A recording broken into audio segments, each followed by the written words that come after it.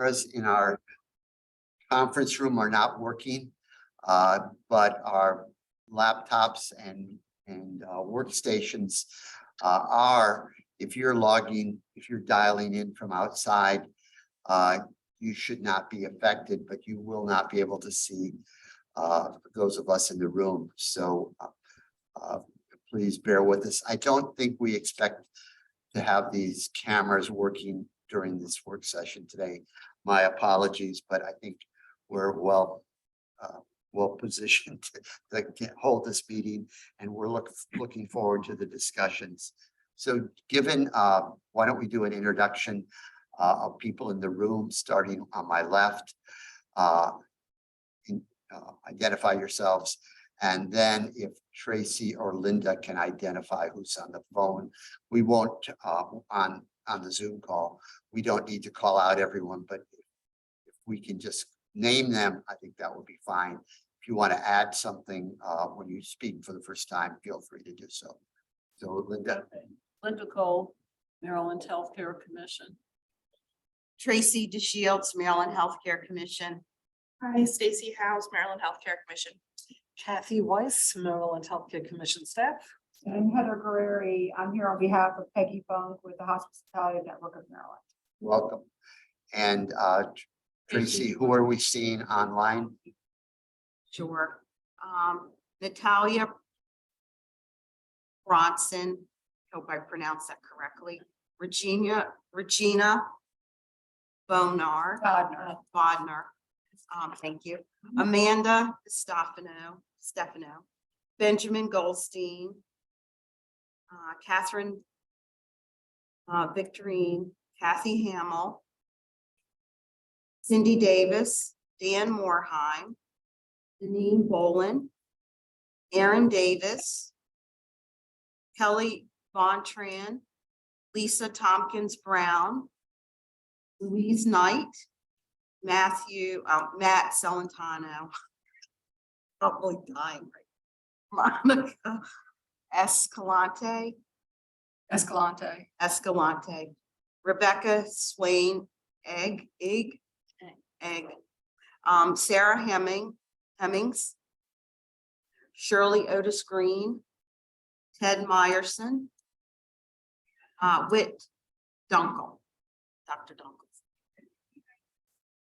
Anyone we missed who's online? And Harry and Grant just arrived in the room, so welcome. also in the room. All right. So we do have some updates. Linda, are you going to Yes. present those? Yes. Oh, you're doing Um,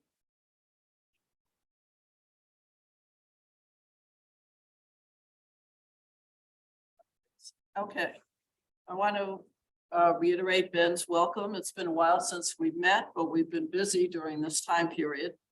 As we mentioned at the last meeting, we awarded the contract for the statewide palliative care survey to SEA Healthcare, a health services research and quality improvement consulting firm.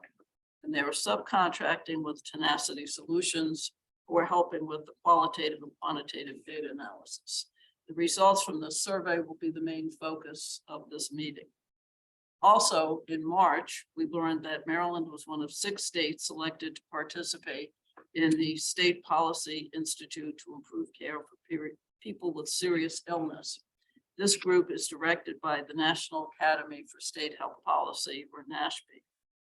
The states will receive technical assistance, sharing palliative care developments, as well as receiving actuarial support to develop models for financing.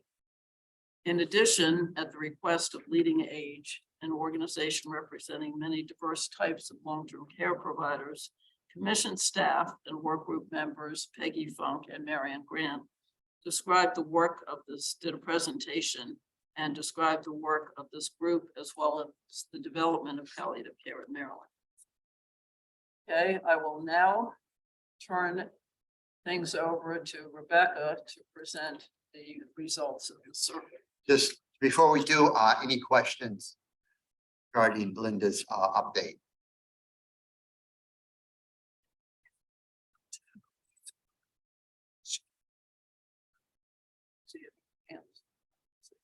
No, no. Okay. All right,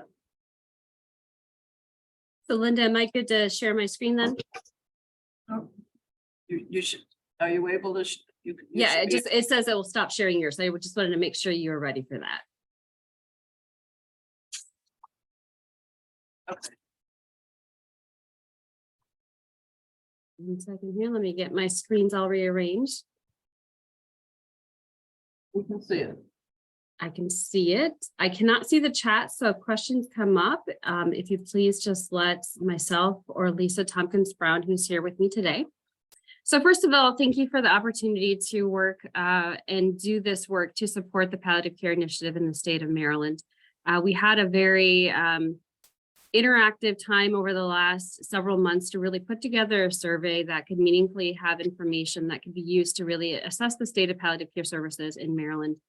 I'm going to go over kind of a lot of the background of how we had to retool the survey from the last time that you all had met, and I met with you all right before I actually started this contract in January, to retool it into a survey that was not telephone-based, but that was web-based.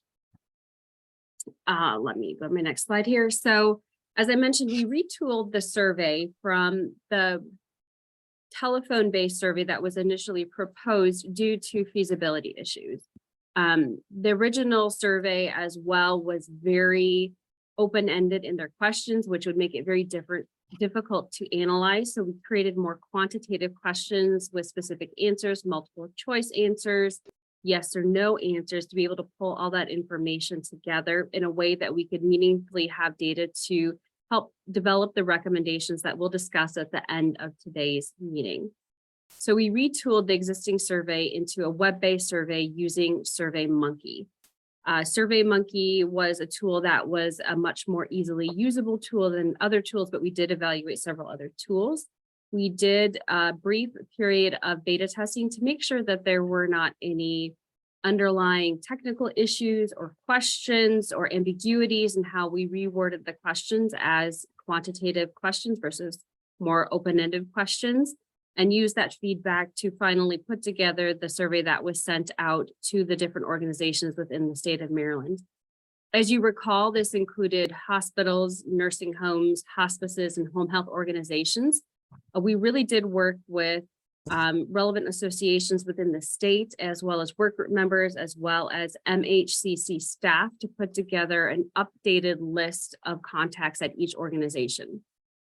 We had primary contacts at each organization that were typically in the C-suite or the executive suite, but we did try to figure out ways to get down to more of the palliative care service providers, the directors, and other individuals that work directly in providing palliative care, from like the CMO of a hospital or CEO of a hospital. So we were initially given a list of hospitals that was about 46 or so. We did have to go back and remove duplicates and missing hospitals. I think originally we had a list of 43, 229 nursing homes, 27 hospices. And then I think Kathy pointed out to me, I did make an error in this. There are 56 home health associations or agencies, not 56 that's listed here. I miscounted when I put this slide together. So I just wanted to correct that. So we did a kind of a really complex outreach to all the different organizations to really try to improve our overall response rate. We initially sent a SurveyMonkey email out to reach out to the different organizations to get their feedback and to just really ascertain whether or not they were the right person and that we had a working email. We did do multiple follow-ups via email and phone calls. This was a very complex process in trying to get to the right person. As you know, everybody is very busy right now with their normal clinical duties and other administrative requirements. So trying to get responses to emails, phone calls, follow-up phone calls, redirected phone calls was difficult. Let's put it that way. So we ended up extending our initial data collection period for an additional about, month almost, to really be able to continue to do outreaches to the different organizations as an effort to really increase that response rate. So what I'm going over here with you today, I'm not going to go into all the details. I really would like to get your feedback as we're going through this as well. We're going to present some of the analysis results that we've done so far to date. But I wanted to kind of give you some recommendations for what went well with the survey, what were opportunities, what were weaknesses, and what were threats. So overall, we felt like this process of really doing a comprehensive mixed methods data collection worked well to be able to collect data that was both quantitative and qualitative in nature. We've been able to identify a lot of different trends looking through the data analysis, and we have some really great information that we'll be presenting partially today and partially at a future meeting as well. Overall, the response rate was about 51%, which is considered high for surveys. And the other thing I want to really call out is just all the work that the team did in essence of getting feedback from some of your work group members as well as associations to help us do additional outreaches to stakeholders. The community is very, very supportive. I feel like I'm preaching to the choir here, but of helping us really get access to the palliative care teams, providers, and clinicians so that we could get better response rates. So we really just wanted to call out all the hard work that the team did to support collecting the data.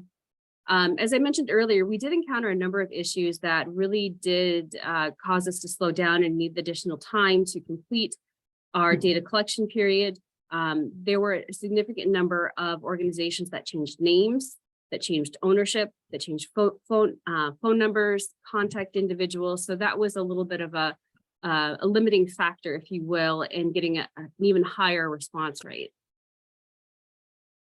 There's a lot of opportunities going forward to be able to put forward more timely or more current information on palliative care provider organizations. I'm unaware, and you'll have to correct me if I'm wrong, if there's really an up-to-date palliative care provider list or directory somewhere on MHCC's website or on a different Maryland Department of Health website.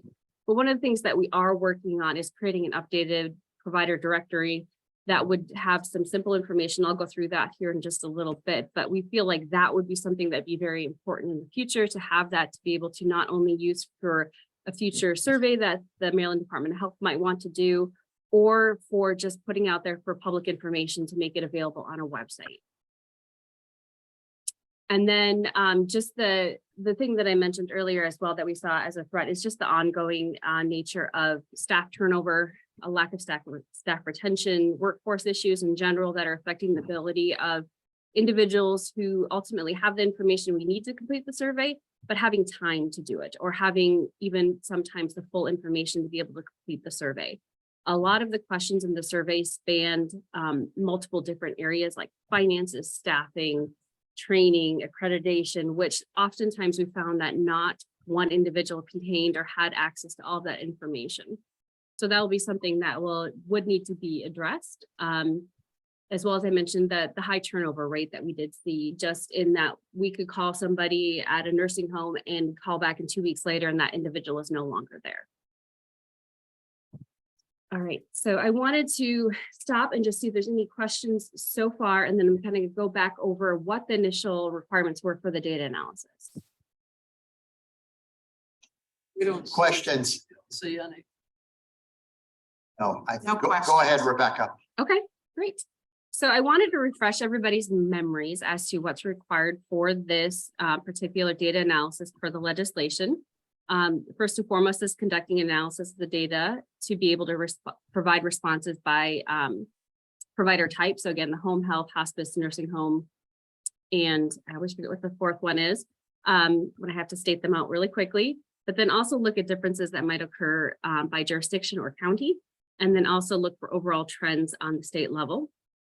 And then also trying to identify where there might be gaps in care or gaps in palliative care services being provided by different geographic regions. Where possible, to identify gaps in services by race, ethnicity, financial access to palliative care services, staffing, resources, and other factors.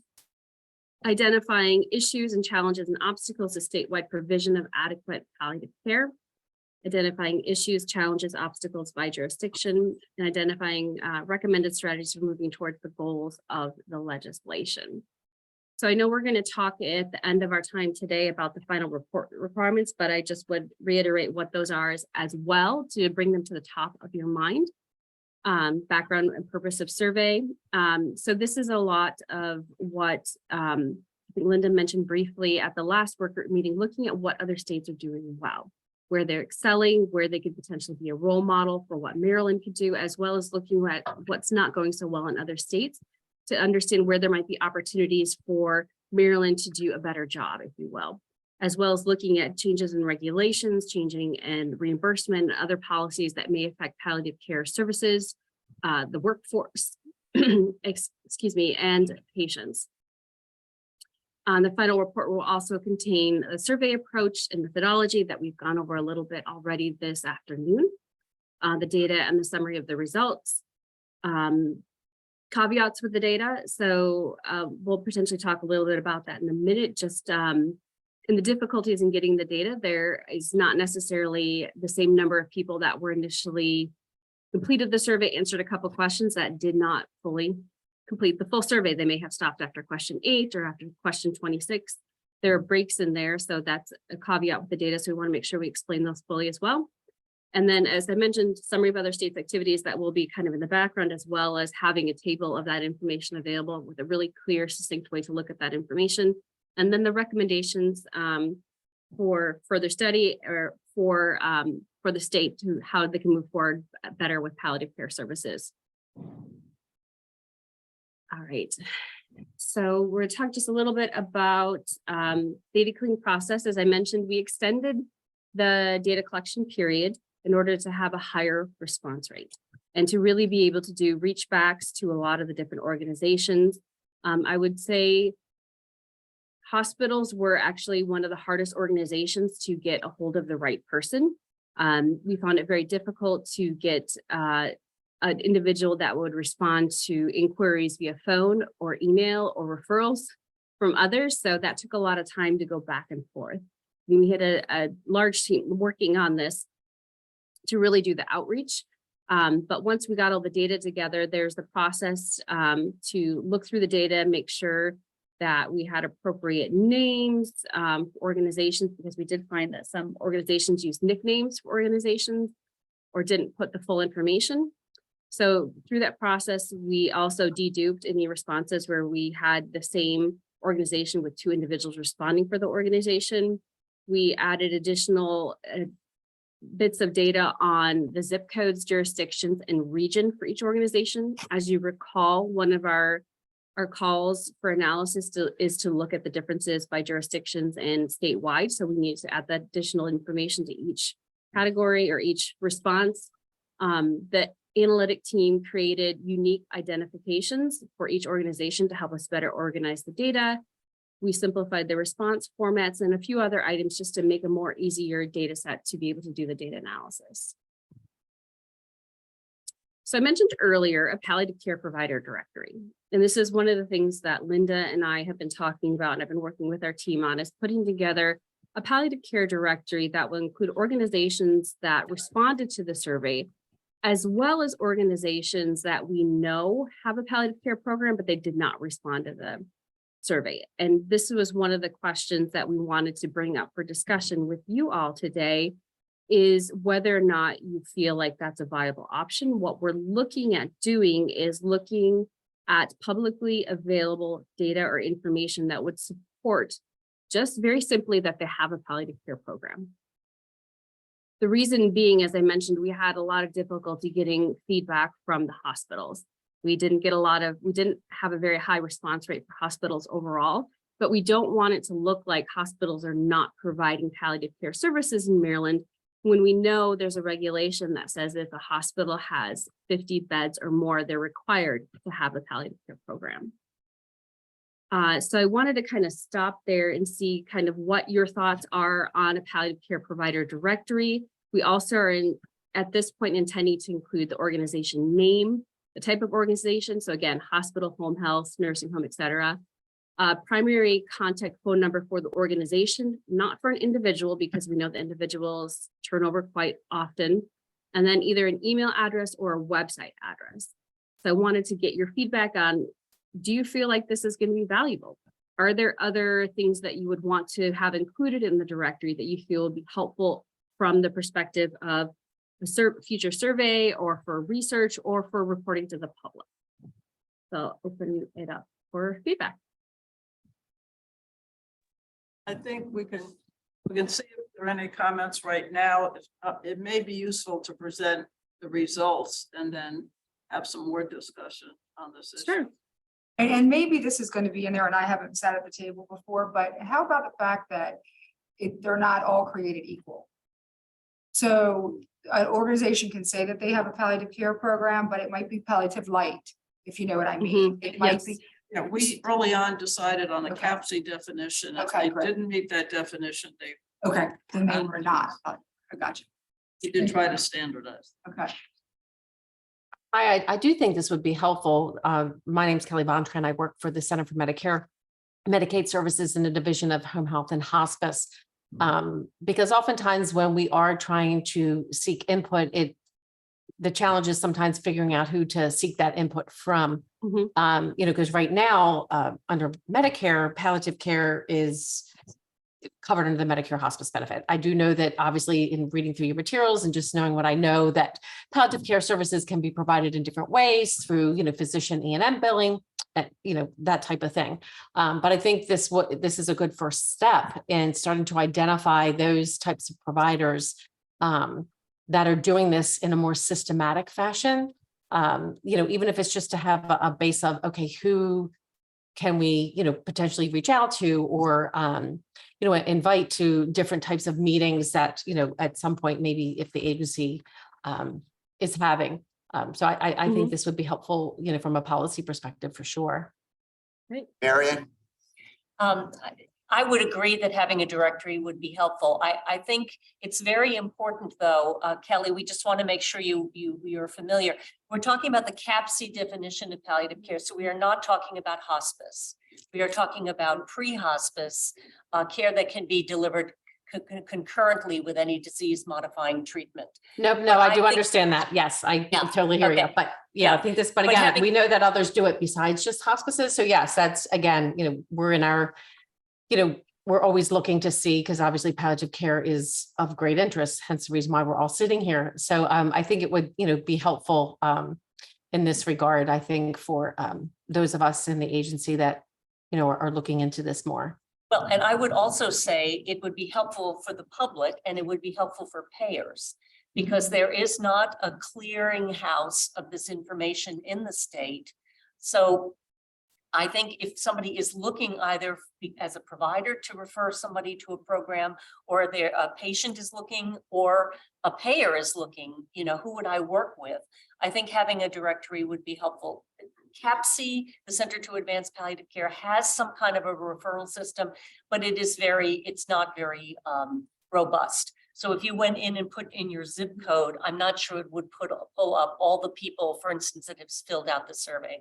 So if this is something that the department could do, in addition to the work we're doing on the palliative care work group, and in addition to what's required by the legislation, I think that would be lovely. I guess the question is, how would it be maintained going forward? Because that has been the challenge of directories in other places. You get it started and then, a year from now, things change. Is this something that the department would be able to maintain on a foreseeable future basis? I think that's something we could talk about when we get to the recommendation section. That sounds like something that might be a good talking point to have at that point. We have one question in the chat, Dr. Moorheim. Would the HSCRC be better able to survey hospitals and find out the extent to which or what program they provide? We do have some information on hospitals based on a previous study. We are including hospitals as providers in this study, but the focus of this legislative process is looking at community-based palliative care. So we're including hospital programs, but that's not the main focus. Are there any other questions? No, just is. Okay, There's a hand Rebecca. raised. There's a hand raised from Ethan Goldstein.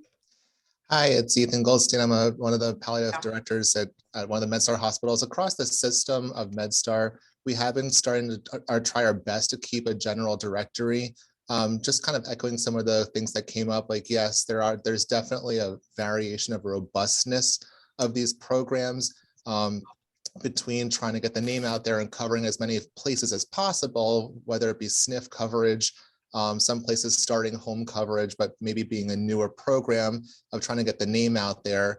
So I think that a directory is a wonderful idea, but kind of the two-edged sword is that by doing this, it encourages spreading ourselves a little bit thinner too. So I just be careful with that with the directory in terms of the goal and the aim. But I think in general, it's a great idea to know who are your resources and how do you reach them.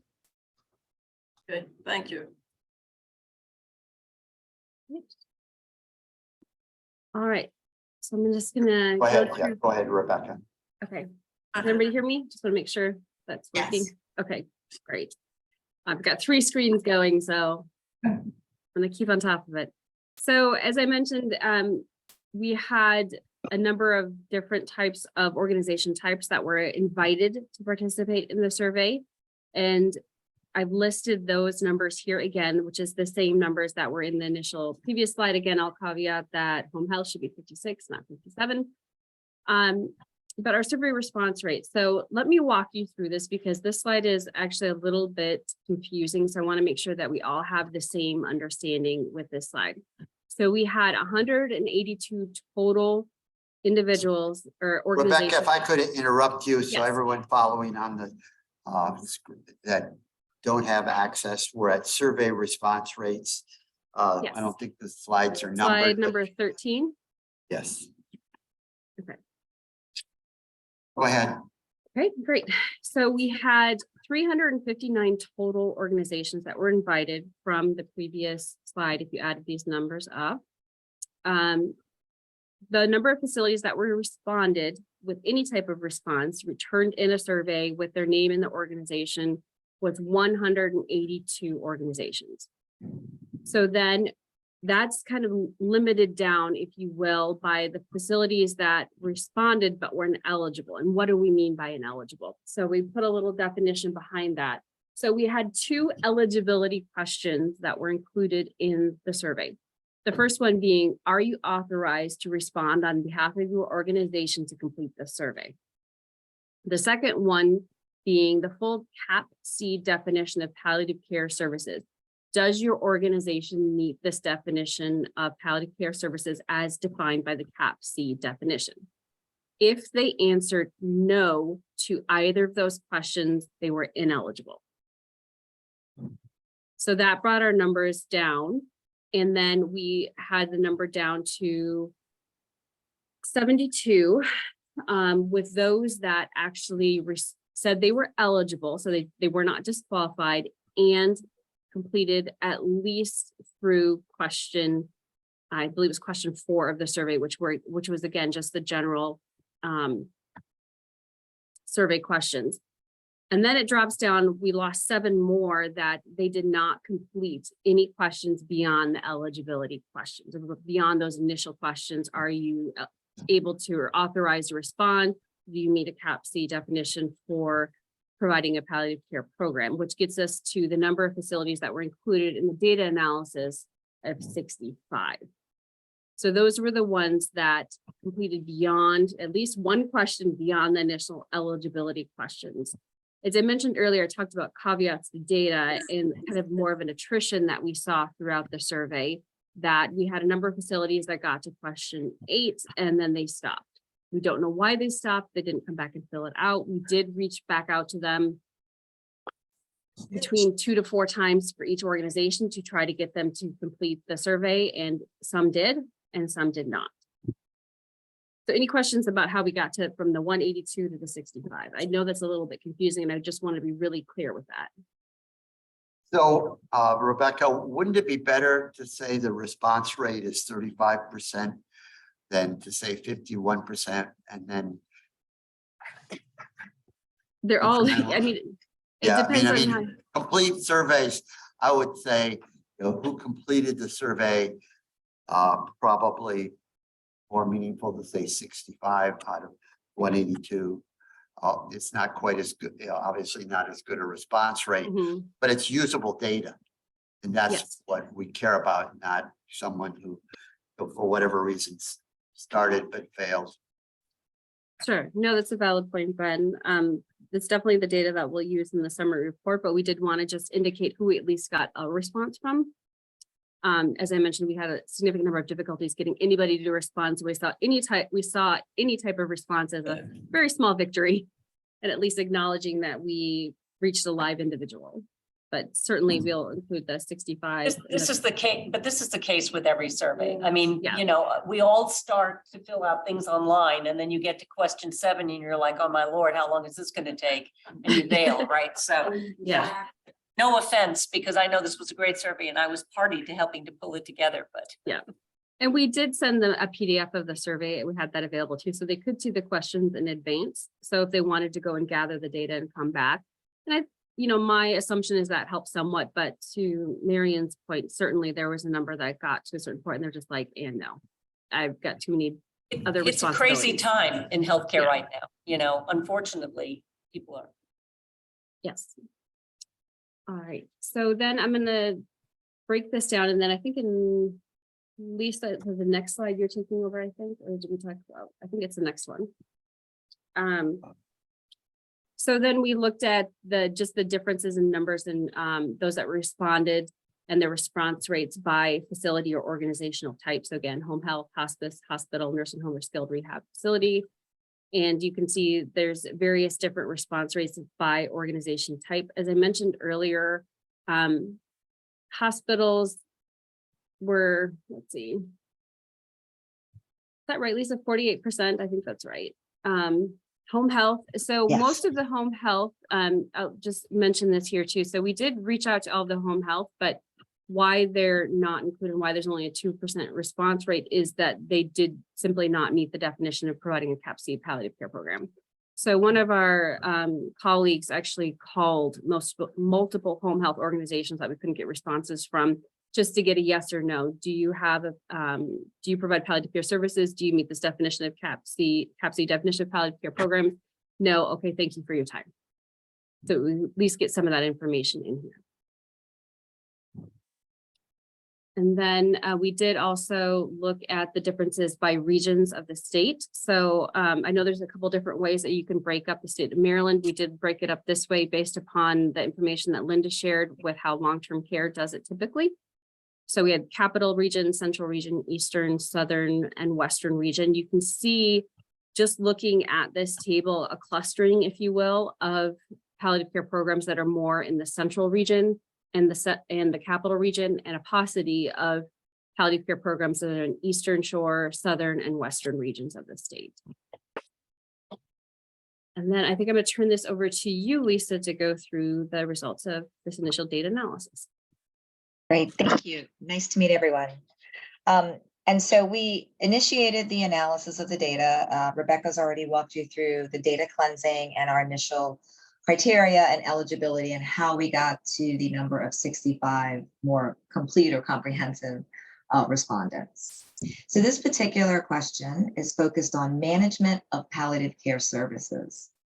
The idea here is to understand better for these organizations that responded, if they contract out the management of their services or if they use internal program staff. So starting on the left, the first column on your left, these are the 4 organization types. And you can see if you move to the right, of them, 22 use contracted out services. 16 use them independently or with internal program staff. And we did have 27 that did not respond to this particular survey. And so one can see, though, that there is a varied approach to whether internal program staff is used or if it's contracted out to another organization. For those that did not respond, we're assuming that the individuals just did not have the information available when they were completing the survey. Next slide, please. And feel free, anyone, to interject at any given point is fine. So we also looked at the years of providing these palliative care services, and we provided a range, which is easier. You'll see in the final report where we will be able to do some nice validation data, validation graphics as well. to support these types of responses. So again, looking here, in this case, we have the types of facilities across the top and the length of time in years on the left column. If you can see, 10 years or longer, actually, aside from the no response, the ones that did not provide a response, you see we have 16 facilities or providers that indicated that they have been providing palliative care services for at least 10 years. I'll leave this slide up for just a, no, go ahead. No, that's okay. I just didn't know if there was any other, to me, that's actually pretty important to see that there are quite of organizations that have been providing these important services for some time now. Sorry, thank you, Rebecca. Next slide. So also it's important to look at staffing. As everyone is aware, staffing, workforce shortages, capacity building, it's very important across all aspects of healthcare and healthcare delivery. And palliative care is no different from that. So we looked at multidisciplinary teams in terms of providing care. So out of those who responded, and remember we had the 65 who completed the survey, we wanted to look at what types of roles, capabilities, skills they were providing. So approximately 50% include physicians, social workers, APNs or NPs in their teams. Approximately 30% include registered nurses, chaplains, and pharmacists. Now, less than 25% included hospice liaisons, administrative assistants, LPNs, primary care providers, physical therapy or occupational therapy, speech pathologists, psychiatrists, physician's assistants, pain management, volunteers, or others. And it also could be that some weren't aware of all of the services that were provided. And this is another way to look at the same data. If you see going across at the bottom there, where we start with social worker on the far left, and it takes you all the way down to the far right to pain management specialists. And then you can see the types of responses that we received, with the highest being social worker. So looking at staff roles, and if you think about whether staff should be full-time or part-time, and keeping in mind that these facilities are of varying sizes as well. So for organizations that responded to the survey, those that indicated full-time roles included 23 programs that had advanced practice nurses or nurse practitioners. 21 indicated they had social workers. 18 programs indicated physicians. 11 programs registered nurses. 7 programs office managers. And these are all full-time staff. Figure out what kind of magnet we want to get to say Bridging Life Comfort Court. Okay. All right. It's up. Also of note, full-time nurses aides, there were more full-time nurse aides, which was an average of 8 more than any other role in the palliative care program for full-time. So programs with part-time roles, there were 10 programs that indicated they have a part-time dietitian, 9 programs had a not part-time hospice liaison, 8 with social workers, 6 with physicians, and 5 with office managers or administrators. Please note that the advanced practice nurses as well as the nurse practitioners had the highest number of part-time positions.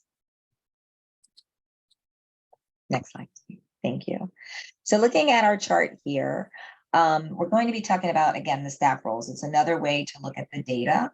And if you look at the columns going across the top, the number of facilities with the full-time staff in those roles, then you see we have the average full-time equivalent staff, then the number of facilities with part-time staff in those roles, and then of course the average of part-time staff. And it looks like Marion Grant has a question.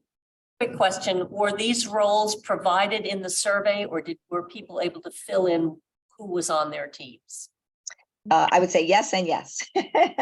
So it was a multiple choice question as well as there was an opportunity for an other. Cool. And we wanted to provide that guidance. It's easier when you're looking at the data analysis if there is a common denominator. So if you think of someone writing the word physician, some might write doctor, some might write medical doctor, some may write MD. Some may respond M period, D period.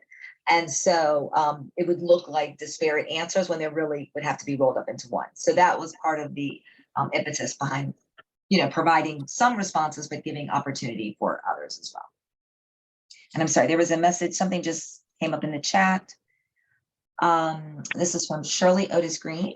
If not all have the full component of disciplines, how are they able to meet the CAPC definition of PC services? It isn't, the CAPC definition doesn't say who exactly is on the team. It gives examples. It says teams including nurses, doctors, and other specialists. It doesn't list all the roles. Thank you for that response, Marian. And also I think in healthcare or any type of really care setting, I think many of us wear different hats in terms of what types of services we're able to provide regardless of our formal title. Next slide, unless there's another question about this information. Hold on. There we go. Oh, okay, thank you. And so we also wanted to look at palliative care programs with certified or credentialed staff. And so here, in terms of the number of programs, you can see that 27 have indicated that they have certified staff. 6 indicated they have no certified staff. 1, they're unknown. And we did get 34 responses to this question. And just as a reminder, we're using 65 as our denominator, n equals 65.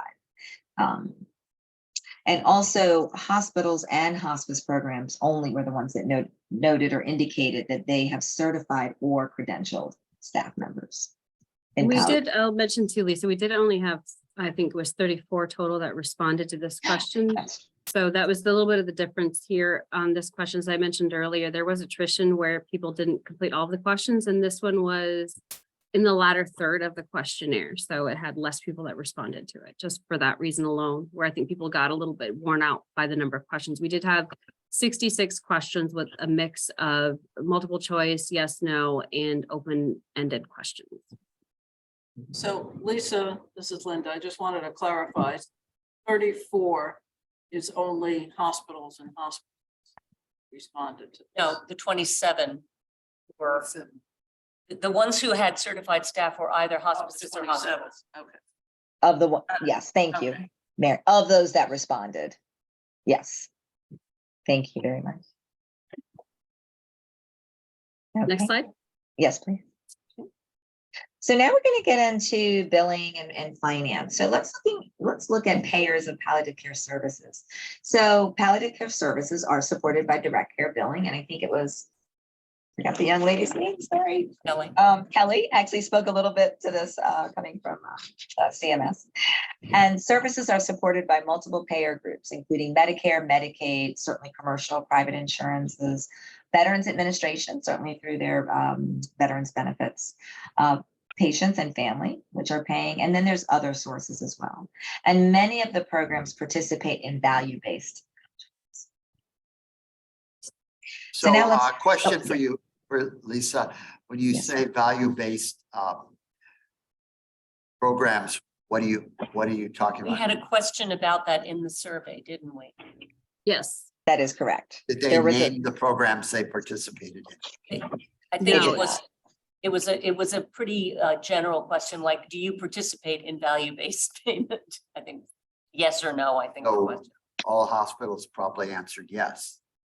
I don't know that they would have actually. But you'll Yeah. see that they did. No, I think most hospitals are probably doing Part B, fee for service Well, I billing. mean, if you're talking, generically, I would say that every hospital in the state should say a value-based program. But if you, I mean, as a palliative care provider in the state, No, I know my billing is very much fee for service. Understand?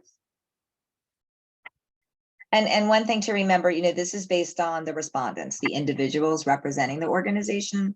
So I can't give you the standard deviation of error, but there probably is some human element or human error or not complete or comprehensive responses in some cases. So looking again here at the financial summary, and again, going kind of from the left side of your screen over to the right, you can see the number of facilities, and this is again the percentage of expenses that were paid for by direct care billing. You can see the number of facilities and the average percentage. You can see the information on Medicare. You can see Medicaid, commercial or private insurance payers, and we didn't specify which ones, but certainly there's a multitude of those. Veterans Administration for our veterans that have earned the right certainly to have veterans care paid for. Patients or family members, and then we also provided an opportunity for other. When you're looking at these totals at the bottom, so Sorry, that was me. Sorry. oh, okay, sorry. Thought it was my eyes. So you can see Medicare had the highest payer group at 21 at the bottom there, around the center of the slide. Thank you. Okay, and then again, looking at the financial summary or continuing with us, again, from the left to the right, donations, philanthropy was certainly an opportunity for different forms of financial support, as well as grants, research programs, academic institution support, and of course, we always leave the opportunity for other. And then again, here we have the facilities with palliative care services associated with the value-based contract. So just looking at home health, for example, where they indicated they do have, well, there was only one, but funded in part by grants, and they indicated that yes, they also are associated with a value-based contract. Looking at hospice, they indicated that they have 5 that are associated with value-based contracts. Hospitals reported 7, and nursing home or skilled rehabilitation facilities reported 8, or 8 reported value-based contracts. So looking further at billing, we wanted to see where the kind of the highest rankings or where the highest incidence of payers or provider financial providing was coming from. So this is billing for palliative care. So the highest number was provider time services in terms of the top sources of palliative care at 18, Medicare Part A, and think about inpatient or facility billing at 9, inpatient billing at 7. And then looking at the chart to the right, certainly you can see it, the top 3, as I indicated, and their frequency is indicated in the chart to the right. Lisa, on this one, for value-based, you have 0, but the previous one, they had value-based contracts. Did they not use them? Why is there the disconnect? This what yeah, That this is a was good question. I'll have to look at that number. I'll have to double check that one, Linda. Okay. yeah, and I have the questions here, but we can definitely check on that one. And what slide is that, please, Rebecca? That is slide 26. Excellent, thank you. Was advanced care planning one of the outpatient billing options or not? So the advanced care planning questions were more focused on like what type of advanced care planning do you do? They weren't directly related to billing. There's a whole section, I think there was 3 or 4 different questions asking about what type of advanced care planning tools they used, how often did they do the most, all those sorts of things. And in the next iteration, we'll have that data analysis for you, or next time we meet. Yeah, I mean, looking at outpatient billing, that would be the other billing code that could be used by people doing palliative care is the CPT codes for advanced care planning. Yeah, we didn't ask specifically for like what CPT codes. We did ask, I'm blanking on the name of what the code was. I don't know if you've got the questions in front of you, Lisa. It was the ICD-9 code, or was it a Z code? There was one question on that, which we pulled directly from the telephone survey to incorporate that into the questionnaire, or into the survey, pardon me. And I don't know that we had a high enough response rate to actually be able to do any extrapolation of some good summaries on that one, because that again was towards the end of the survey. But that's a good point though about the billing code for advanced practice. Make a note. Yep, and I made a note about that as well. Great. So Lisa, I'll take over on the next slide, which is the survey recommendation. So our thoughts with the survey is like, I think this will kind of feed into our recommendations that we'll be discussing here shortly. And we've only got a couple more slides. So you guys have made it almost all the way through this part of the presentation. Is to really refine the survey process to make it less burdensome overall for participants to hopefully get an increased response rate. and to really understand where should we, the greater we, in Maryland, focus a survey on collecting data to really address certain needs or gaps that we know that arose from this first survey. So looking at opportunities for us to get more in-depth information on a specific area, but then limiting the scope of the survey so that we do get a higher response rate for participation in the survey.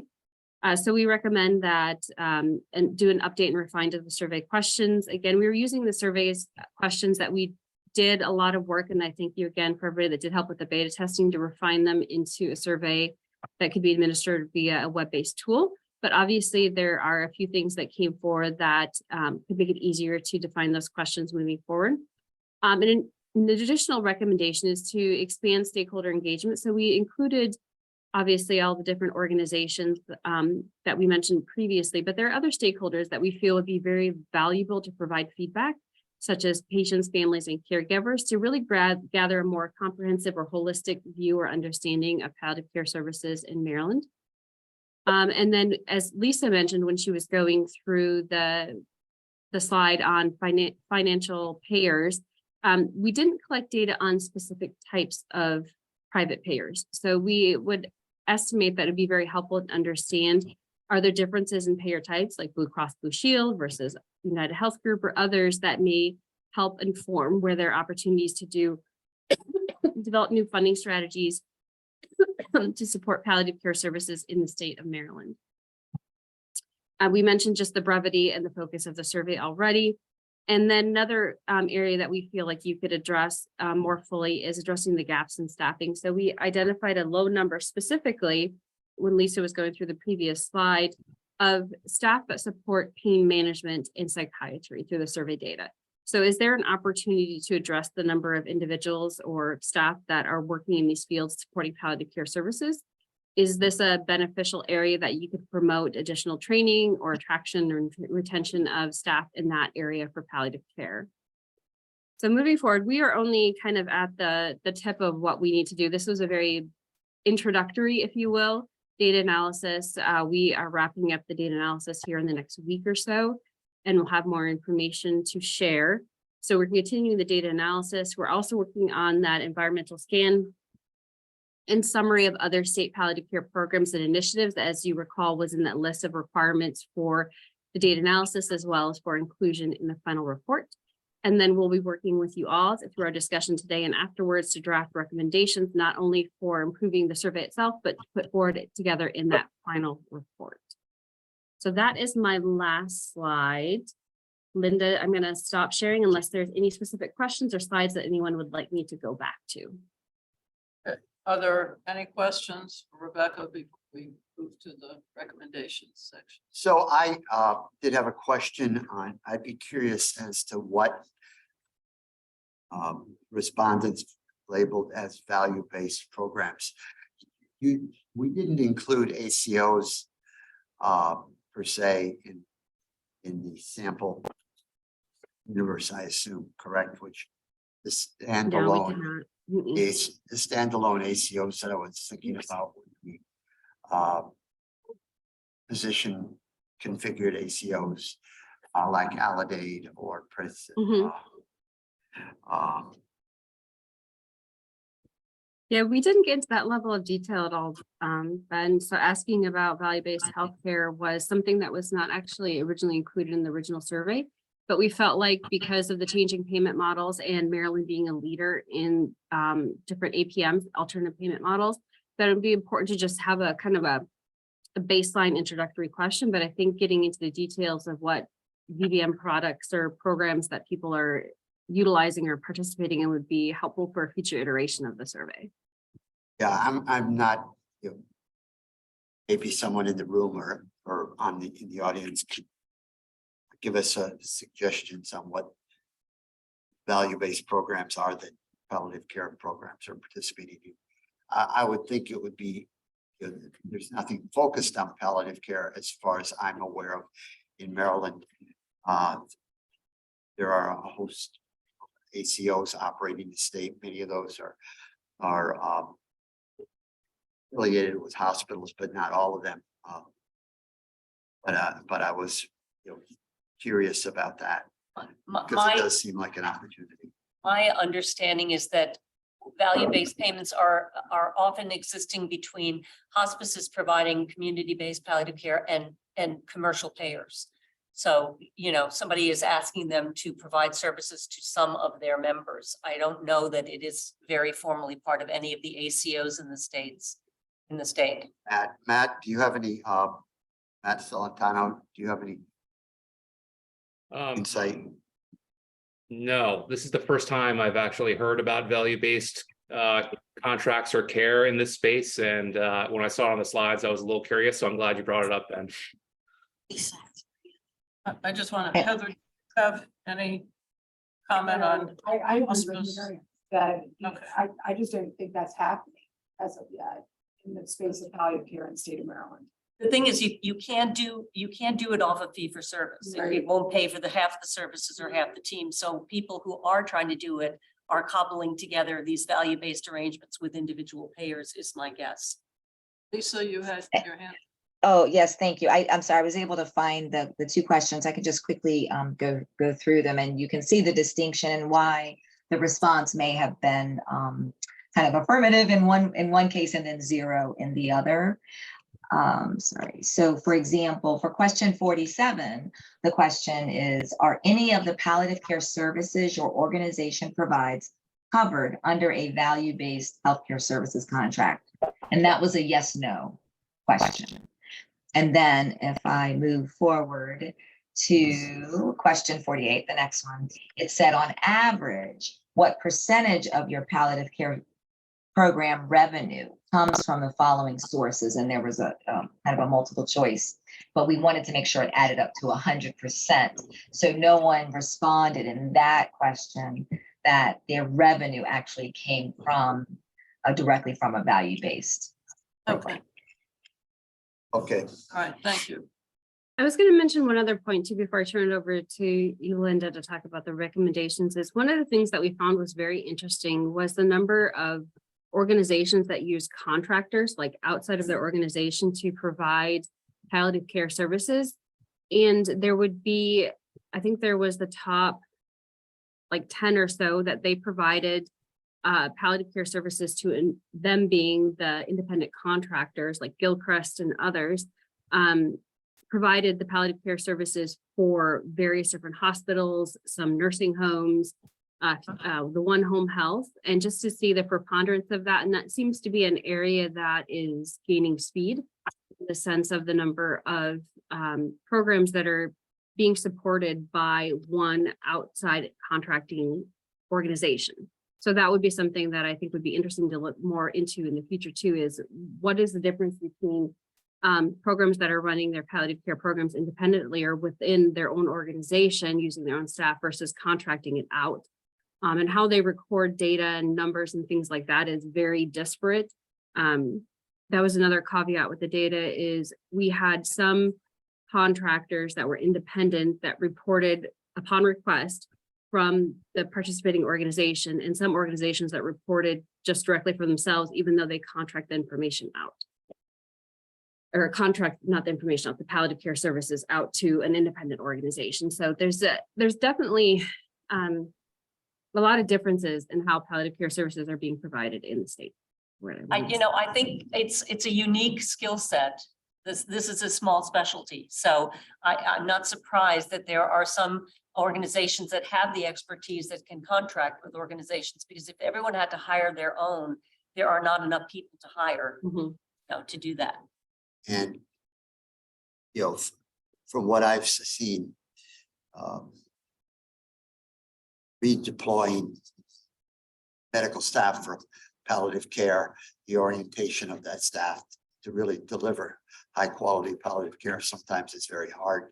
Thus, the preference for contractors and identifying organizations that are really working in this space is oftentimes a solution that healthcare systems gives an effective way to deliver the service, rather than repurposing medical staff that may not be full-time palliative care specialists.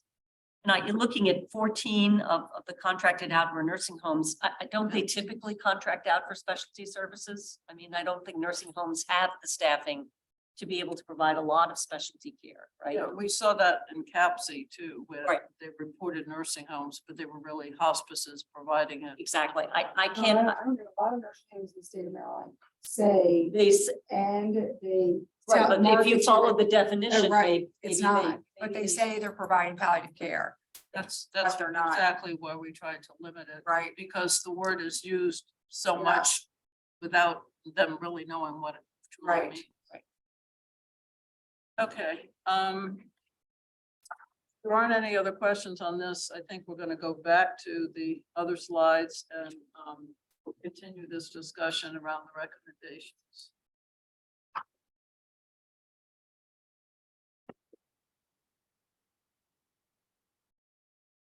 First of all, thank you, everybody. It's great to have data, even if it isn't lots of And it. there's more to come. And it's really handy to at least have something. Thank you. Okay, so this slide just includes some topics to be covered in the preliminary or interim report. Basically, a definition of palliative care, the legislative history and background, work group process that we've used, the results discussed today, as well as a summary of highlights from other states. And as a reminder, this slide includes the topics that we were directed to include in legislation. So we need to develop recommendations to address these areas, including gaps in services, opportunities for collaboration, financing challenges, issues in data collection, and the need for classification. Thank you. So this slide is intended to guide discussion to help us draft some recommendations. And the first few questions address the state of palliative care services in Maryland and the gaps in services. So where are palliative care services provided? Where are the gaps? What types of gaps can be identified based on geography, demographics, diagnosing? So just like to open it up to discussion on that in terms of where we move the recommendations. But did we get survey information about demographics and diagnostic? We did not, I don't know if there's anything that's going to be gleaned from future surveys, Rebecca, I mean, future. So we data. do have a couple of questions that ask about what are the most frequent diagnoses for patients that are receiving palliative care. So there's a couple questions along those lines, as well as we have a question about what are the most frequently treated symptoms, like pain, and I can't remember what the other ones were off the top of my head. I'll mention too, though, we do ask a couple open-ended questions assessing from the respondent's perspective, what are the greatest challenges or barriers to providing palliative care services, as well as asking what are their palliative care program strengths. So I don't know if it'd be helpful if I do have it's not pretty, it's a Word document, but I do have those themes. I don't know if it'd be helpful to go through those at all now, Linda, or if you'd want to wait for later. That's fine. Okay. Do you mind if I share my screen then? I can share my other screen. There you go. Yeah. Go ahead. All right, do you see a screen with a Word document on it? Yes. Okay, so we had Make just in the- general. make it- Let me make it bigger. Sorry, I've got a giant screen, so I forget. And I say this to Linda every time we talk.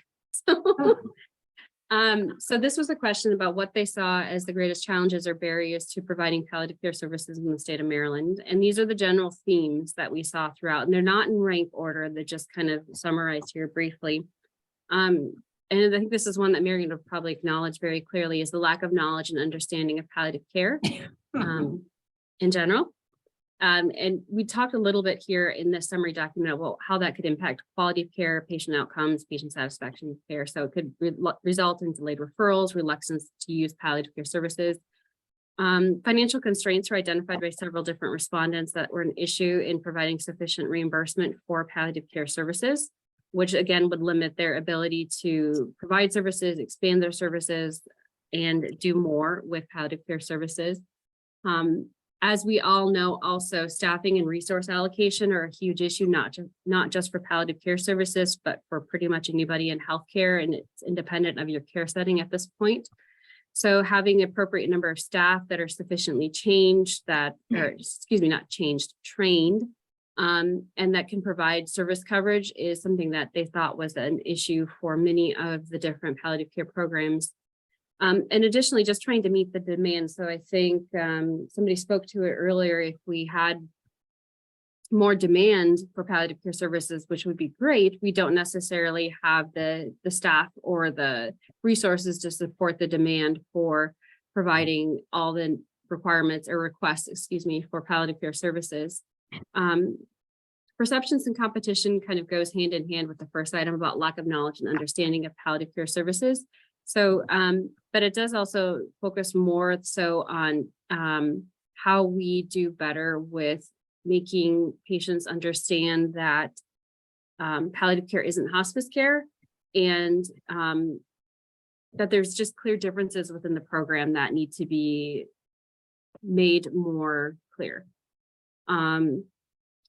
So patient and family involvement is another issue, but oddly enough, this can be a challenge, but it can also be a real strength of a program, depending on the program that responded. So some programs responded, though, that they found it very challenging to engage the patient's families and their caregivers in their care. It was difficult to obtain consent. It was difficult to get their participation in shared decision-making. And it was difficult just to get somebody there to help them figure out how they could implement palliative care for, or if they could utilize palliative care for their loved one. And then the last challenge identified was the lack of education around palliative care and limited referrals. This can come from a lack of upstream referrals, limited patient and provider education, or just in general challenges in community adoption of early palliative care utilization. Again, these are very kind of thematic, general challenges that we heard back from our survey respondents on. As Lisa mentioned earlier too, though, by the time they got to these questions, which I think was like the third or fourth to the last question, I don't remember the total sample size for this one, but I want to say it was less than 30. So is this representative? I don't know, but to, I think Marion's point earlier, some information is good information. We'll take it. Yeah, and I think a lot of this talk, it doesn't matter the order that we go in, but a lot of this deals with public education, professional education, financing and staffing. So, I mean, whatever order you want to go in, I don't know where to start in terms of gaps in services, because you saw how difficult it was to get data. So we don't really know what we know in terms of what's out there. And maybe it's just better data collection to start finding out. So I don't know, are there any recommendations in terms of the state of palliative care and the gaps in services? Well, I think what evidence we do have shows, not surprisingly, that the more rural areas, there are not services there, community-based services, or maybe even hospital-based services. That isn't a surprise, but it's obviously a problem, right? And so, this is the kind of thing that argues for pursuing a state benefit for palliative care, right? A state Medicaid benefit or something, so that those services would be required to be available across the state. There would be a payment structure for those services to be available, because right now, the paucity of population, staffing and payment, it's a bad combination. If you're on the Eastern Shore or you're in Western Maryland and you need these services, you're kind of stuck. And I'm not surprised, as somebody who works in a Baltimore hospital where people are flown from other parts of the states and then we send them home. We know that we send them home to places that don't. It's true of healthcare. In general, right. I mean, speaking for the Eastern Shore, we do have a palliative care program, but we have narrowed it down to not just anybody with a chronic illness, just because we don't get reimbursement for it. So we have to fundraise 100%. and we only have so many resources. So they certainly are barriers to providing appropriate palliative care. Yeah, so it's the financing and the staffing. That is, for all payers, is that what you're saying? Exactly. Yeah. Yes, all pairs. Yeah, clearly there are patients who need these services in those places, but the infrastructure doesn't exist because of all these other limitations. And then one of the things Rebecca and I had talked about was, you know, we looked at race, thought about what we could get on race and ethnicity. This is not a patient-specific survey, so we didn't say, and the numbers are small, so I don't know what to say a whole lot to say what the breakdown is. And then I know Rebecca tried to look at zip code and the county, but if you have something like home health or hospice, where they're located is not necessarily where they serve. So you can't just look at the home county. So, and then the other issue is how representative are palliative care patients of that group as a whole. So, you know, it's not something we can really address. We may see something from other states. Yeah, I would imagine. When there becomes reimbursement, because there's no statute of people not opening a palliative care program, everybody is gonna try to put one on every corner. Right, we don't have a certificate of need That's for right. palliative care yet. That's gonna be the next problem. Well, I mean, you know, there is national data that, you know, as like other things, people who are educated and who have resources as patients and families seek these services out because they are aware of them. This is not something that the average American knows about. And unless you are at a medical center or in a clinical practice where that is offered to you, you don't know to ask for it, and they don't offer it because they don't have it. So. One of the topics is collaboration among stakeholders, and I know we have different types of organizations represented. So in terms of which organizations provide palliative care, which ones are successful in promoting it, how do you encourage collaboration to encourage the provision of palliative care? You want to put your slides back up, Linda, at all? Do you want me to stop sharing?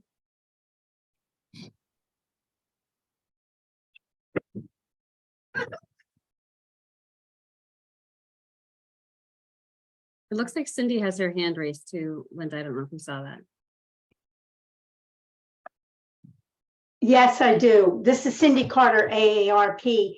I understand about the people that live in the rural areas, but even those that live in central Maryland, which have the most opportunities for this kind of care, it seems like from the numbers and stats that I've seen on this, unless you're in a hospital, hospice care, or nursing home, you really don't have the ability because it's not being done through home care. So I think with the data we have, it's really only looking at those that are most seriously ill versus getting them into some sort of care before they have to be in the hospital or the nursing home or hospice.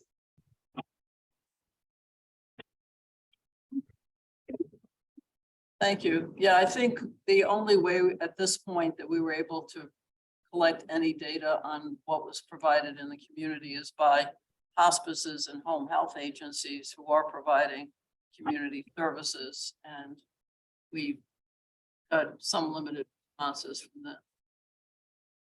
But I think that was one of the things that Rebecca addressed in future data collection, is how to get more information from families and community.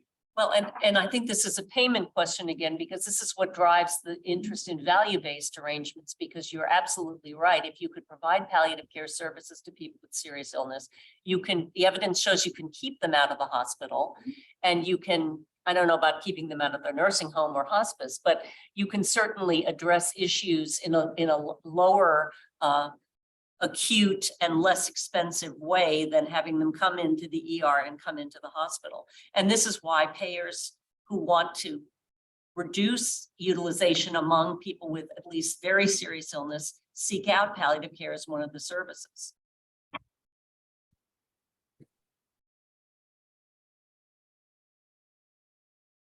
So one of the things we've talked about is financing.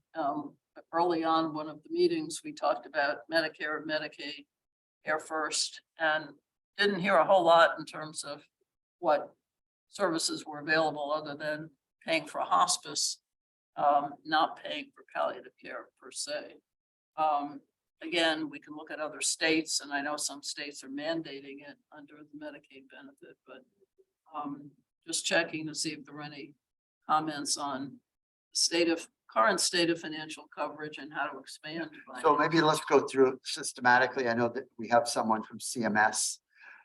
If they would comment on, what the thoughts are, preliminary thoughts are on the traditional Medicare or expanding the palliative care benefits under traditional Medicare. Okay, Kelly, did you have comments? Yeah, well, as you know, right now, the only quote dedicated benefit that pays for palliative care services is under the Medicare hospice benefit. I can't really speak on behalf of the agency as to where things may go with the dedicated palliative care benefit. I mean, obviously, as you know, that there's been different things. There are Innovation Center that has looked at things like concurrent care under the Medicare Care Choices model. I know some of the ACOs have included similar things. I can't speak on behalf of the Innovation Center. I don't work over there, so I don't know all the different models that they may have out there currently. So I can't really say what the agency's position is. This is part of the reason why we participate in these kinds of discussions, just to kind of see like how it is actually happening in the real world. Because again, we do hear that, certain palliative care services are being provided, but like through physician E&M services. These are the types of things that we hear, which is why we enjoy being part of these discussions, because oftentimes by the time we hear it, things have been going on for a while. It takes a little while sometimes for it to boil up to us. So where the agency as a whole would go, I can't say. Obviously, if Congress passes any kind of legislation that mandates a dedicated benefit, obviously then we would be required to do something in that sphere. But right now, I feel like a lot of what we are doing is just trying to learn more about it, because as I'm even hearing on this call, there's palliative care, there's palliative care light. There's so many different ways that it's being provided, to gain a better understanding as to how something like this would be envisioned in practice, would be most helpful to us. So I do have a follow-up question, and maybe some of Heather may weigh in on this too. So how would, if we were to provide a recommendation, let's say to the folks in Medicare, how would I go about accessing the palliative care service within the hospice benefit? Is that a matter of asking? Is there, clearly, I think we've already heard that educated consumers need, are better equipped to probe to get that, but not only Cindy, but Heather, if you have thoughts on how that works under the hospice benefit. I think It doesn't work under the hospice benefit. The hospice benefit only pays for terminal care, end of life care. So earlier palliative care is not payable under the Medicare hospice benefit. Concurrent care means allowing people within the last part of their lives to get that, so that's not really palliative care the way we're talking about palliative care.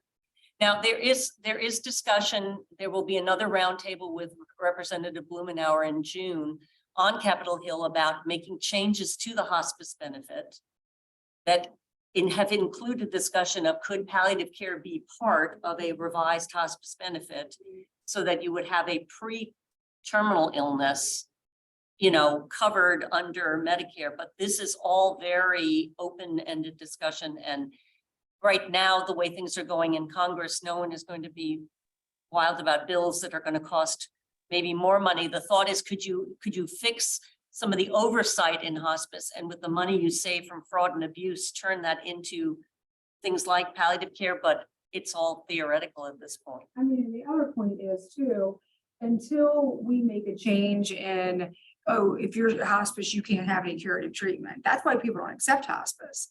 I mean, it's not because, oh my God, I'm dying. It's because I want a choice. And if I can't have my chemo, if it can extend my life a year instead of having 6 months, then forget it. I'm going to do the chemo. It's costing healthcare a lot more money. We could save healthcare a lot of money if we expanded that benefit to allow people to get some curative treatment under reason and be able to be under a hospice benefit and or a palliative care benefit. Well, and so the proposed, so to Medicare's point, the proposed rule, federal rule for hospice includes a request for information that asks questions about things like concurrent care.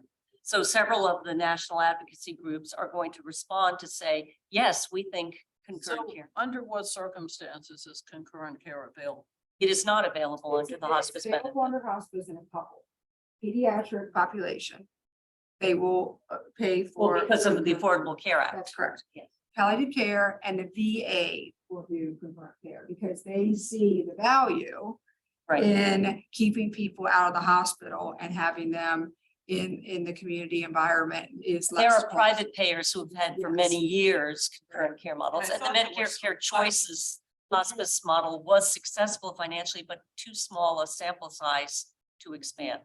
And just so you know, and this is also part of the RFI that you reference in our 2024 proposed rule, hospice, the payment for hospice does include palliative services such as palliative chemotherapy and radiation and dialysis.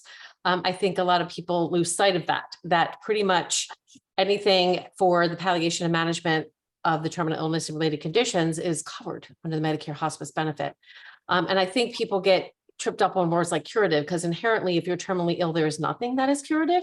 At that point, it is really for symptom management.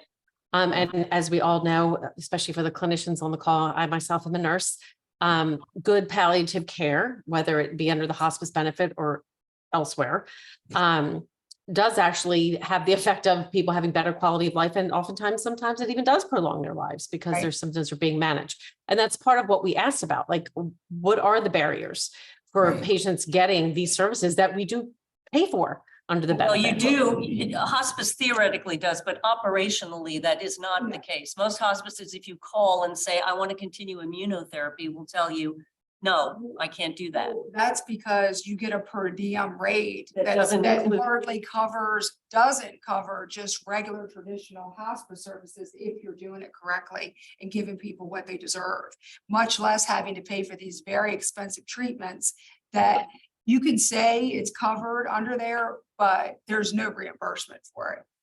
I mean, we do pay like $6,000 a month for the first 60 days. So, I mean, the Right, but Coverages- dialysis would eat that up, right? Or So, radiation, I mean, and then let's talk about all the human services we have to cover, all of the DME, any IV infusion therapy. Yeah, that's I not mean, anywhere near. I think what Kelly is raising is the fact that theoretically it is possible, and that larger hospice organizations do offer that to some of their hospice patients because they can afford to do it, but that is not the case widely. And so most people who are offered hospice are offered the stark choice of stopping everything and getting the great hospice service.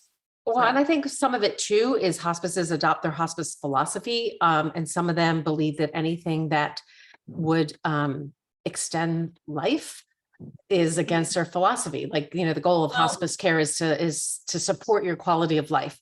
And that anything that would hasten death or prolong it, because again, these are things that we have heard from beneficiaries that they're being told that, it's against their hospice philosophy to allow me to get, the chemotherapy, even though I know the chemotherapy is not extending my life, it does help me, cope with the symptoms, that kind of thing. So, we But hear the it just- gamut. And interestingly, when CAPC polled or NHPCO polled their members to see who was providing palliative care, most of them were hospices.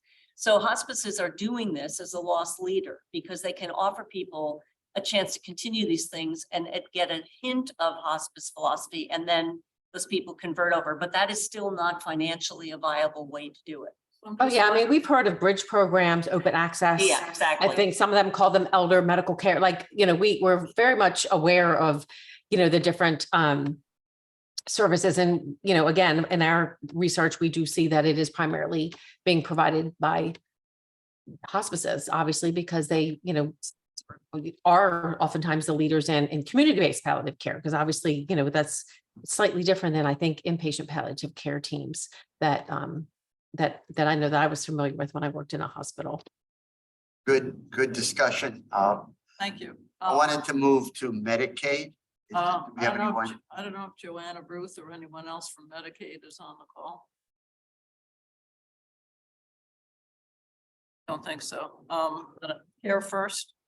Care first, and well, yeah, maybe Matt would like to set the Matt, if table you have for, any- characterizing commercial. Anybody on insurance or finance? Yeah, hi, this is Dr. Janine Bolin. I'm here from representing Care First, but if Matt wants to speak first, I'll wait. No, please go ahead. I was going to say a comment on a couple of things. The data was wonderful. Thank you for providing that. I know in past discussions and meetings, Care First, there were some comments about them doing a pilot program, and they have done a pilot program, but and found more information to bring that is more related to members who are already in the hospital. So it's not really looking at the community, initiating that palliative service in the community like we're looking at. So, and they're still collecting some of that data at this point in time. In regards to allowing, so we have a healthcare policy that provides hospice and palliative services. It's not specifically outlined as for palliative, but more for hospice, but there is allowance of members if they so choose, and it's medically appropriate to possibly even continue with some physical occupational therapy, chemo and radiation. And also we do have noted that if it's part of the mandates is if they want to, if there's a clinical trial available, they can still go into clinic in a trial as well. So, but a lot of that is benefit driven. So it may depend on the member's contract and what their benefit will allow. So I can't say it's across the board.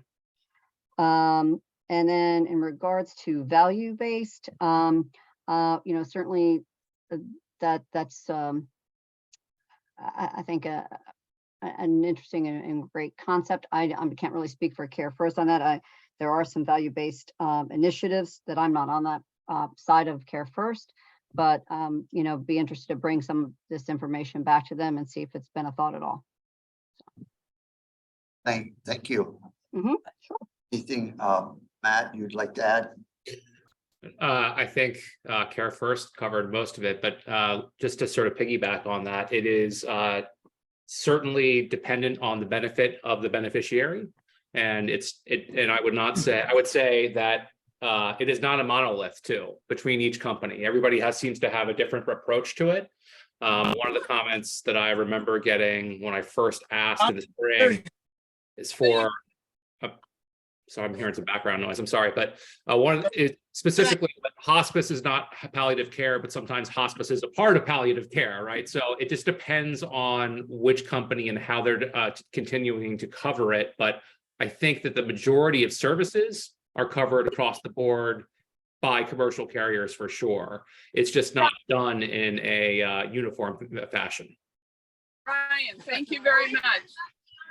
I had to like push. So we do have someone that needs to mute. Reggie, you're not on mute.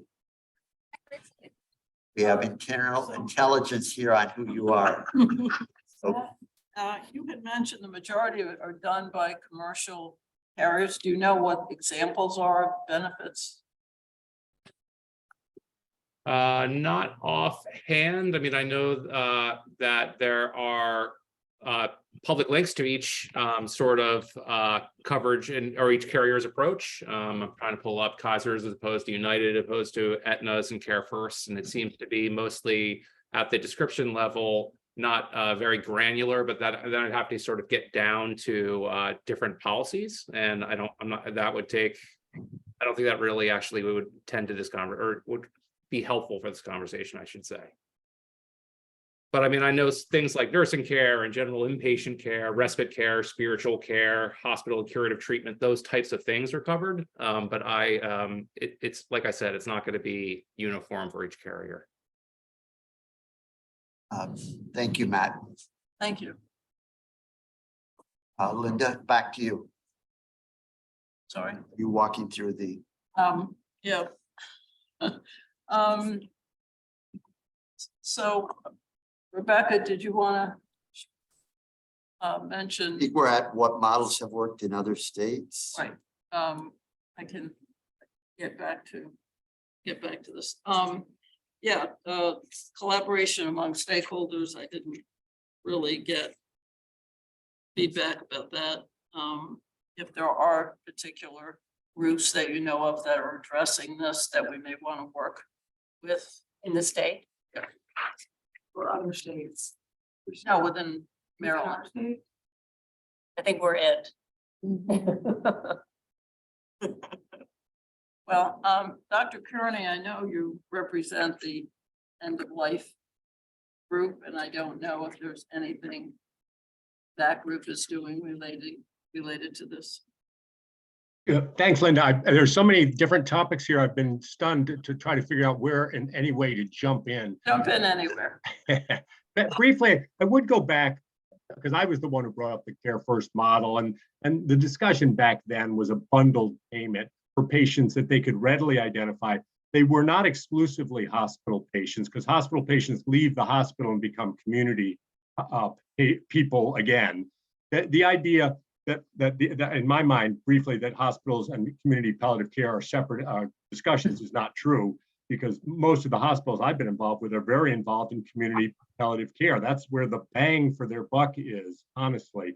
We cut down ICU transfers or maybe length of stay, but the real money is keeping people out of the hospital and out of the EDs, and that's where your community, your hospital, often hospital-based palliative care programs are very interested in being in the community. So a per member per month bundled payment would address what Marion was talking about earlier, that only the billable providers get covered in any way in these arrangements. Your social workers, your pharmacists, or do not. And a bundled payment would allow the palliative care program to decide how they want to spend their money. But for the payers, the payback is if they skip a hospitalization or two, that will pay for quite a few bundled payments. So that was my comment briefly before. As far as the Council for Quality of Care at End of Life, we're quite interested in it. I'm on a number of different ways. Advanced care planning is a huge topic for us now. The public education, as we've already talked about in this call. The other thing that it strikes me, or two things that strike me, is one is that the provider group is a huge barrier. Honestly, oncologists and cardiologists, I love them. I work with many of them, for 40 years.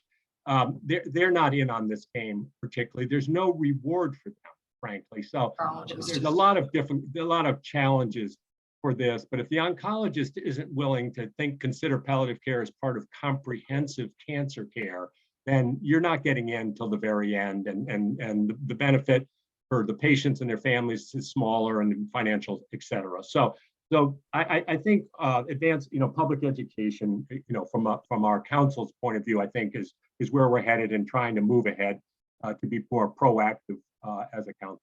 Thank you. Sounds like public education and professional education in terms of physicians, advanced practice nurses, people making the referral to palliative care and understanding. Just to let you all know that, I'm the senior regulatory advisor at CTAC, the Coalition to Transform Advanced Care. And we are grant funded by the American Heart Association and working on a project to integrate palliative care into heart failure care. There are a lot of clinical guidelines that already suggest that, but we're actually working with the AHA on how to operationalize this, and having a surprising interest from payers and health systems across the country. So this might be, with something like the American Heart Association, might be a movement in cardiology to make palliative care part of care for heart failure. Early days, but there are pilot in 5 or 6 cities in the country. There are pilot programs where people are really seriously going to pursue this.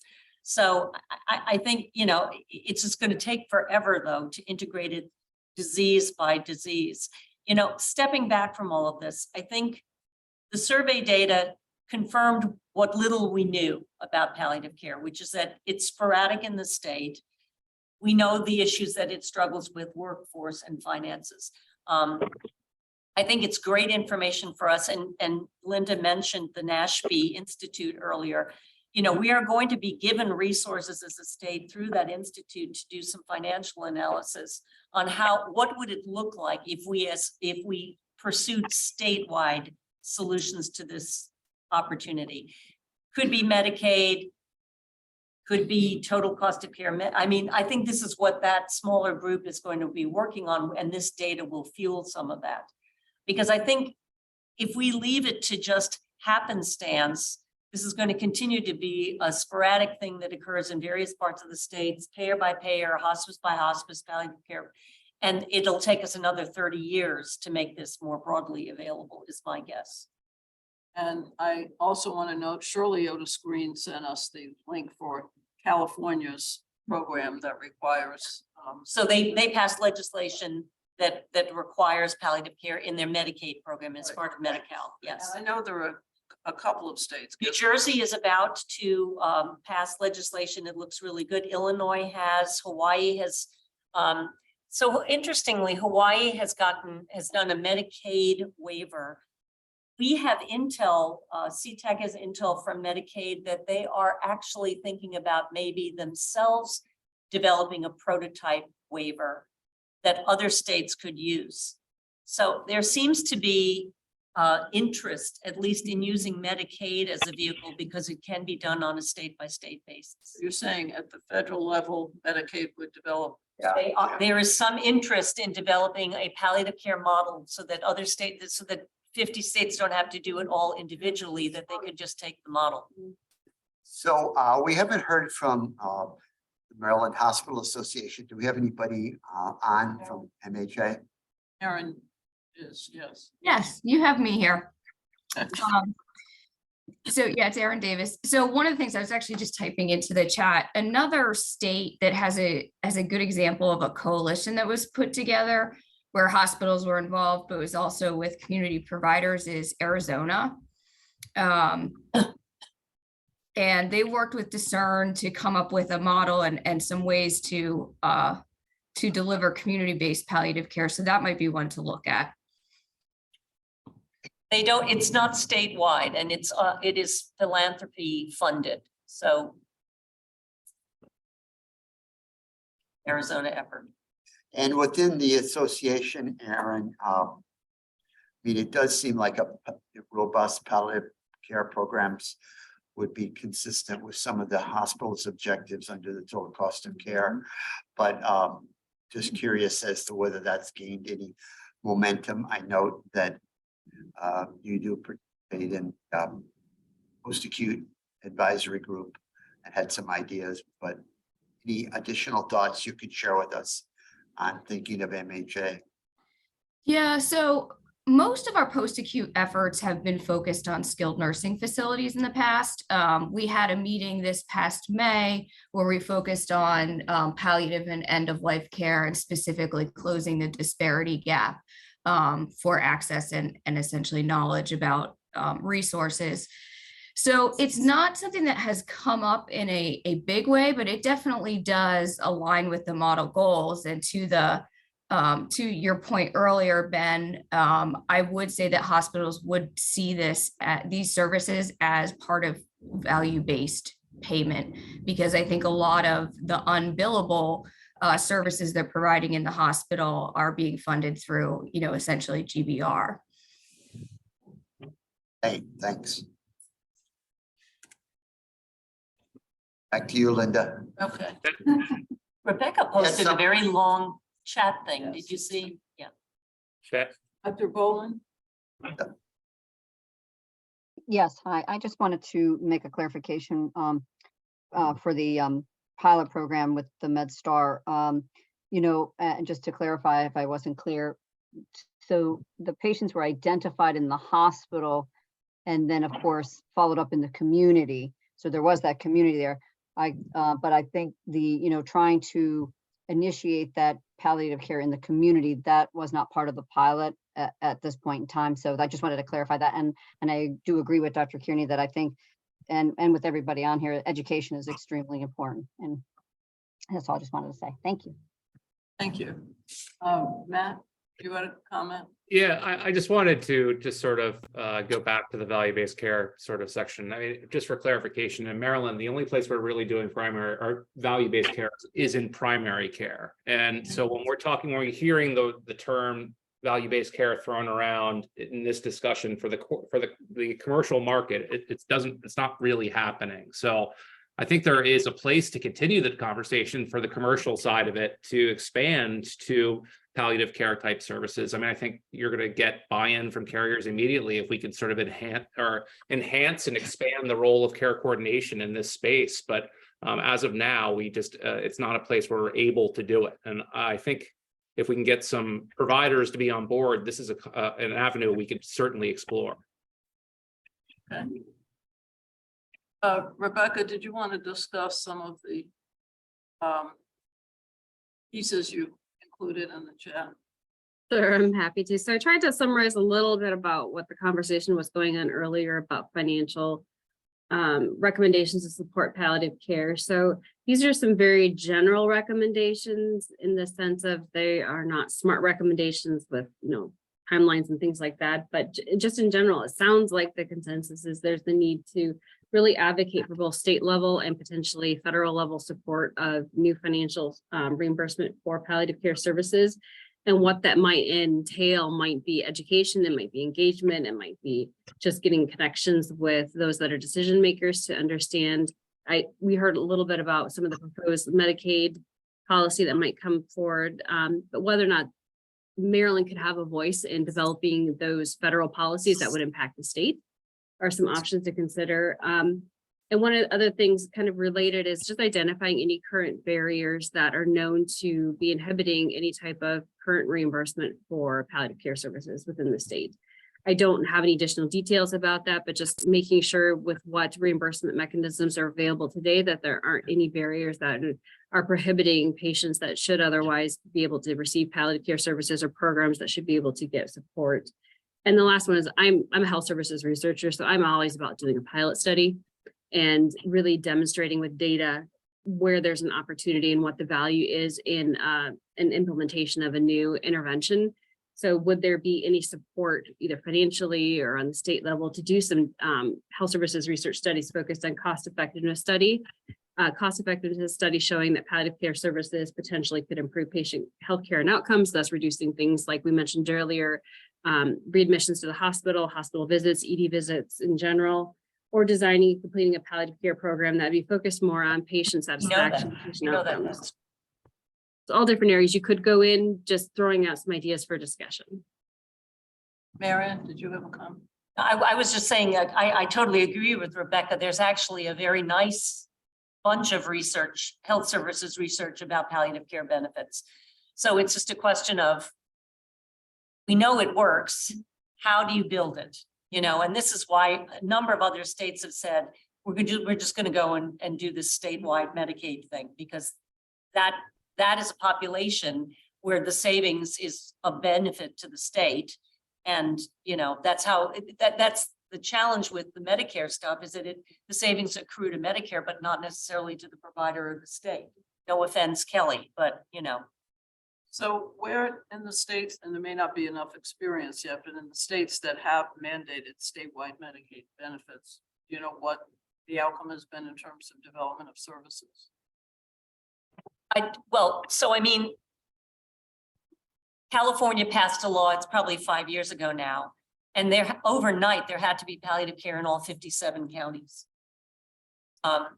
It's gone through several iterations, but it is now an ongoing benefit in the state of California. And, once there was a payment structure, people built programs, if you pay, they will come, right? So I wouldn't say it's been without problems. And if you look at the patient population, it is very much an advanced illness population. It is not what we think of as really far upstream. Hawaii is in the process of getting this approved.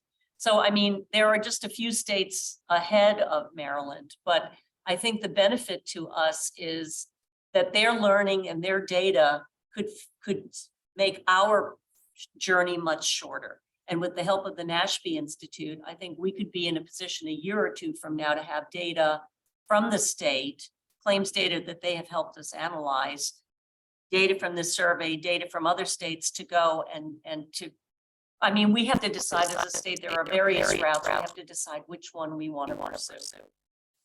Should we go for a Medicaid thing? Should we try to modify total cost of care? Is this something we should ask the insurance commission to require? I mean, there are a few different ways you can do it. At the moment, most of the other states seem to be doing the Medicaid thing. And I would think if you go the Medicaid route, then some of the private insurers may then develop. So that's exactly the thing. Once you have these services, the Care Firsts of the world say, oh, I can deliver this in Garrett County. Oh, So in California, have they established a license classification for this in order for, is it self-reported that someone says, I'm a palliative care and I should don't get know if they Medicaid? require credentialing. There are credentialing programs, certification programs for community-based palliative care, and I don't know if they are required. But there is some quality control so that not just anybody can That was my get concern. Medicaid money. There has to be something to enter, it can't just be self. I can look into that. That'd be great. Yeah. Thank you. Help us. Yeah. Just to And then- piggyback on what Marion was just saying, they also did a very good job of defining the population of who would benefit from palliative care. I don't know, other people have done more than that, but California was first, and it was, as you said, Marion, and advanced disease, but at least it ruled in who should be in, and you could tell who was a palliative patient in their mind. Yeah, I mean, Hawaii built off of that, New Jersey, all of these other states have a patient population. And that is one of the things Nashby will help us do in Maryland, is figure out who is our patient population. That's like the first step. One of the comments in the chat from Shirley Otis working is if money is available. That's coming from. Messaging campaign might be useful, targeted towards policymakers, healthcare professionals, and the public, which is going back to, you know, the public education as well as. Right, so I'm here to tell you, as a former advertising person and one of the country's experts on messaging palliative care, that there is no money for that. But, you know, and so we're going to have to think about how we do that when there is not going to be millions of dollars to do that. And they could be social media. There have been some efforts. The Oregon Coalition ran Facebook ads. It got surprising response, talking about mostly advanced care planning. But there are certainly, there are ways we could talk to the public better than we currently do. And I'm happy, I think the plan is for a future meeting for me to present that information. Right. Okay, I think we've gone through, we want to try to wrap up and come up with recommendations, and I know that people have included the items in the chat. So if you have any other suggestions in terms of recommendations addressing these issues, we'll try to summarize what we've got. But if you have anything else, please send it along to us. Just in terms of next steps, we're going to be getting more data from Rebecca. Some of the other parts of the survey will be incorporating these comments, summarizing the information from other states, and developing some draft interim recommendations or recommendations for the interim report. And then our next meeting is scheduled for June 28th. Ben, did you have anything else? Could you kind of roll out what the plan is for the next 2 months in terms of the report, the interim report, the presentation mission right now? I mean, this is somewhat tentative, but I think we are, I think give the work group a reason to work fast, but Yes. smart. It's a very tight timeline. We need recommendations yesterday. So if any of you have any comments, send them as soon as possible. Any other data or resources that you have sent it over. We will be presenting this, an updated status report to the commission at the June commission meeting, which I think is the 15th. And then we have another meeting of the work group, June 28th. And then the interim report is due July 1st, so that will be instantly done. And then the final report is due November 1st, and we would need to go to the commission before that is finalized too. It will be busy. Can I just ask a question? Rebecca talked about future surveying, which is a lovely idea, but I mean, is that part of the plan? Does the state think that this is something that A recommendation. be a recommendation?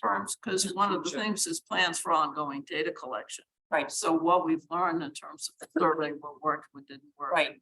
Or even trying to contact people and at least having a directory as a starting point. And the recommendations will go to the assembly, to the General Assembly. general assembly. Yeah, to the committees. The Health and Government Operations in the House and Senate Finance in the Senate. So one of the hopes would be that those recommendations, some of which might, let's say ongoing data collection might call for funding for that, that somebody would write a piece of legislation that would say, Possibly, possibly a stakeholder, possibly the health, being a government agency, there is a formula for putting forward legislative proposals that MHCC has to follow. And we haven't made a decision on whether we would propose anything for the 2024 session. Other stakeholders, don't necessarily have to work under the governor's legislative office signing off on anything, but they could do that. That's happened in the past with MHCC recommendations that some of the stakeholders would take them up because they came forward in a report after kind of the state cycle has ended. So I think there are some options. Of course, we do have the Nashville work too that's going to continue, and it might be something that we recommend waiting a year. Yeah.